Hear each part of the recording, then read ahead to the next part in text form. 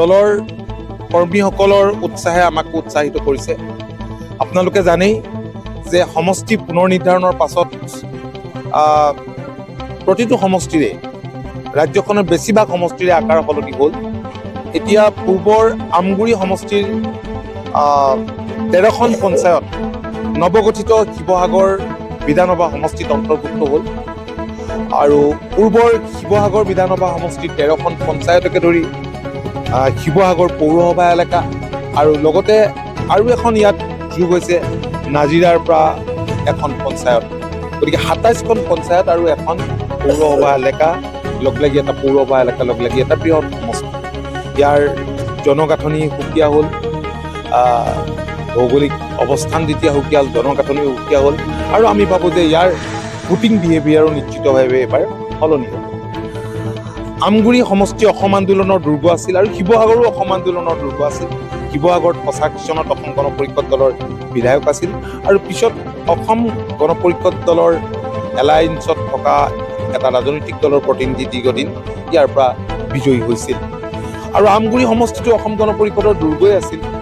গতিকে এই কৰ্মীসকলক আমি এনে পৰিৱেশত লগ পাই আমি আনন্দিত হৈছোঁ আৰু কৰ্মীসকলক উদ্দেশ্যি মই কিছু কথা কৈছোঁ, আপোনালোক মুখৰ আগত আছেই, তেওঁলোকক অধিক সক্ৰিয় হ'বৰ কাৰণে আমি আহ্বান জনাইছোঁ। আৰু মই দেখিছোঁৱেই যে ইয়াক কট্টৰপন্থী আঞ্চলিকতাবাদত বিশ্বাসী গণ পৰিষদ দলত বিশ্বাসী কৰ্মী আছে, দুৰ্দান্ত কৰ্মী আৰু তেওঁলোকে ইতিমধ্যে ভালকৈ কাম কাজ কৰি আছে।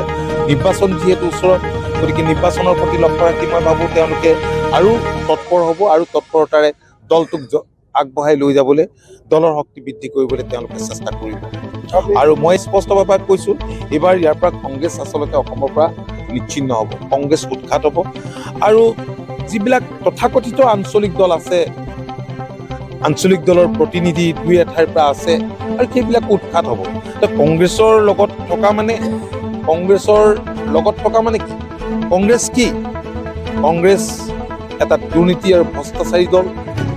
অসম আন্দোলনত 860জন হত্যা কৰাৰ তেজেৰে ৰঞ্জিত তেওঁলোকৰ এতিয়াও হাত ৰাঙলী হৈ আছে এই দলৰ লগত লৈ লগ লাগি আকৌ আঞ্চলিকতাবাদ ইয়াত কেনেকৈ ইয়াত জাতীয়তাবাদ কৰিব? গতিকে সেই সকলোকো ৰাইজে এবাৰ বিচাৰ কৰিব।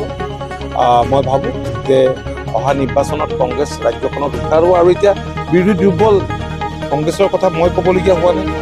আজি কিছুদিন আগতে ভূপেন বৰা ডাঙৰীয়া কৈছিল। গতিকে যিটো দলে নিজৰ দলৰ কৰ্মীক ধৰি ৰাখিব নোৱাৰে, সেই দলে আকৌ বিৰোধী কেনেকৈ সম্ভৱ কৰিব?